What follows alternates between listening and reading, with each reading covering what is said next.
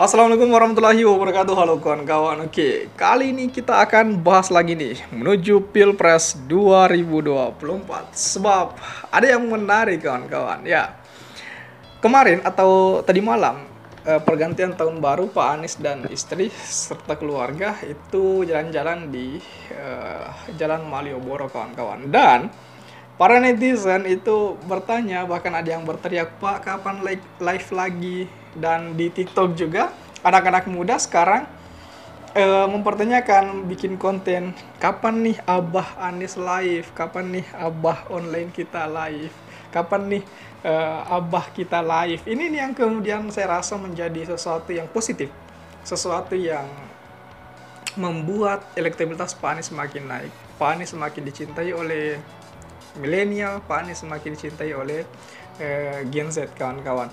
Karena itu tadi, Pak Anies telah dianugerahkan sebuah mahkota panggilan Abah oleh netizen, baik Gen Z maupun milenial.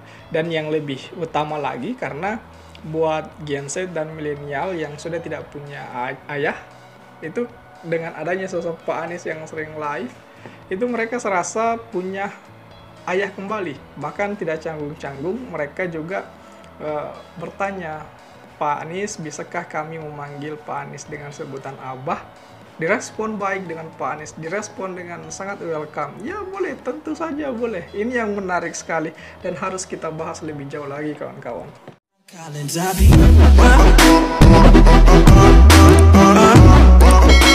Iya kawan-kawan, siapa yang merindukan live-nya Pak Anies di TikTok? Siapa yang selalu menunggu Pak Anies live di TikTok? Tapi sebelum itu coba kita lihat dulu video berikut ini. Untuk kemudian menyasar generasi Z atau anak muda, bagaimana sambutan hangat dari masyarakat khususnya generasi muda? Suka nggak live TikTok? Enggak, nih mereka yang tadi bilang, "Pak, kapan live TikToknya lagi?" Ya, mungkin malam ini, nggak lama lagi sesudah selesai wawancara, saya sampai ke tempat makan lesehan, mungkin sambil TikTok. Tapi saya mencoba untuk berdialog lebih sering. Karena itu selama kampanye ini memasang alat peraga seperti banner, baliho, ya itu dikerjakan. Tapi itu tidak membuat interaksi. Pada akhirnya nanti tugas sebagai pemimpin adalah mengambil keputusan. Karena itu rakyat perlu tahu bagaimana cara berpikirnya, bagaimana cara dia meruntutkan masalah, bagaimana cara dia mengambil kesimpulan, bagaimana cara dia merespon masalah. Nah, itulah yang kami ingin berikan kepada masyarakat, pada rakyat. Ini loh cara berpikir saya. Dan belum tentu dari 100 urusan ada 100 urusan yang kita punya pandangan sama. Tapi minimal saya memberikan kesempatan kepada rakyat untuk menilai. Ada berapa yang sama, ada berapa yang tidak sama. Mungkin dari 100 ada 10 hal yang kita berbeda. Ada 90 hal yang kita sama. Tapi paling tidak rakyat tahu di mana samanya, di mana bedanya. Jangan hanya memasang baliho saja, poster saja, lalu atau foto-foto yang menarik. Lalu pertanyaannya besok kan ambil keputusan. Lalu rakyat dari mana tahu? Nah, saya ingin menghormati rakyat dengan membuat dialog, diskusi. Nah, termasuk desak Anies yang ada di banyak kota. Nah, sekarang saya mulai dengan TikTok. TikTok dengan generasi yang lebih junior. Nah, di situ berinteraksinya juga unik. Saya baru menjalani 2 kali.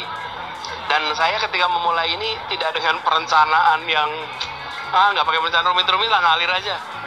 Jadi saya tanya gimana caranya, terus gini loginnya, terus saya masuk dah. Mulai itu ngobrol di situ dengan teman-teman. Yang saya lupa tuh malah nggak tanya gimana cara mengakhirinya. Jadi ketika udah mau selesai, waduh, gimana cara mencet tombol off-nya nih. Tapi itu semua bagian dari pengalaman. Nah, ini juga hal penting saya ingin sampaikan. Jangan pernah berhenti belajar. Bagi saya, akhir tahun ini adalah akhir tahun yang saya belajar hal baru. Apa itu? Live TikTok. Itu hal baru yang saya pelajari. Dan sampai kemanapun kita terus belajar. Kalau kita berhenti mencoba yang baru,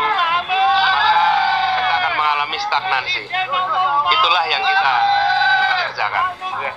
Melihat antusias tuh warga Yogyakarta segini banyaknya kepada Anda, Pak. Tadi terlihat apa yang ingin Anda sampaikan? Luar biasa. Saya begitu datang, ini kan teman-teman mereka juga tidak tahu saya mau datang ke sini. Ketemunya spontanitas. Lain kalau datang ke acara kampanye kan memang yang datang tahu. Kalau ini adalah masa bebas yang mereka datang ke sini untuk menikmati jam-jam akhir di Malioboro. Tapi antusiasme mereka untuk perubahan luar biasa. Jadi saya makin yakin bahwa arus bawah menginginkan perubahan, ingin harapan baru. Dan perubahan memberikan harapan baru. Apalagi bagi anak-anak muda. Pilih perubahan, harapan baru, siap. Perubahan, harapan baru, tuh. Semuanya ini bukan orang yang saya ketemu. Perubahan, harapan, siap, sudah. Mereka, jadi ini, berubah atau punah, siap. Jadi nuansanya semangat itu terasa. Karena itu kami merasa bersyukur sekali anak-anak muda makin hari makin optimis. Kita tahu baru-baru ini Bapak mencoba aplikasi TikTok untuk kemudian menyasar. Itu tadi kawan-kawan. Ya, bahkan saya rasa anak-anak muda saat ini tengah menggandrungi sosok Pak Anies. Bagaimana tidak, kita bisa lihat sehumble itu ternyata Pak Anies. Sehumble itu ternyata Pak Anies kepada anak muda. Dan gagasan yang ia bawa, kemudian cara pandangnya yang diberikan kepada anak-anak muda, kemudian bagaimana Pak Anies menggunakan bahasa yang sederhana untuk menyentuh anak-anak muda. Bahkan banyak sekali itu berseliweran di TikTok, di sosial media manapun yang potongan-potongan dari pepatah-pepatah Pak Anies itu.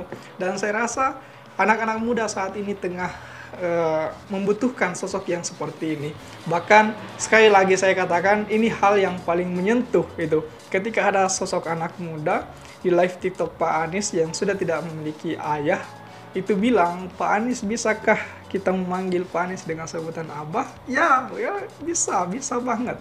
Dan dengan itu maka Pak Anies dinyatakan sebagai Abah nasional itu buat generasi muda, buat generasi milenial dan Gen Z. Ini yang kemudian menjadi suatu kecerahan buat koalisi perubahan saat ini. Tinggal bagaimana kemudian menjaga momentum ini agar terus meningkat, menjaga momentum ini agar terus mengalir untuk kemudian sampai pada puncaknya di Pilpres 2024 14 Februari para anak-anak muda ini memilih Pak Anies dalam bilik suara itu. Dan saya rasa hal-hal semacam ini bakalan terwujud kawan-kawan. Sebab jika Pak Anies terus-menerus menjaga momentum ini, membuat sesuatu yang baru, menjaga live-nya, terus programnya Desak Anies terus berjalan, saya rasa ini bakalan menjadi sesuatu yang sangat menguntungkan buat koalisi perubahan kawan-kawan. Bagaimana tanggapan kawan-kawan mengenai hal ini? Coba tulis di kolom komentar. Oke, share juga video ini supaya banyak yang tahu informasi ini dan juga bisa ikut nimbrung di kolom komentar.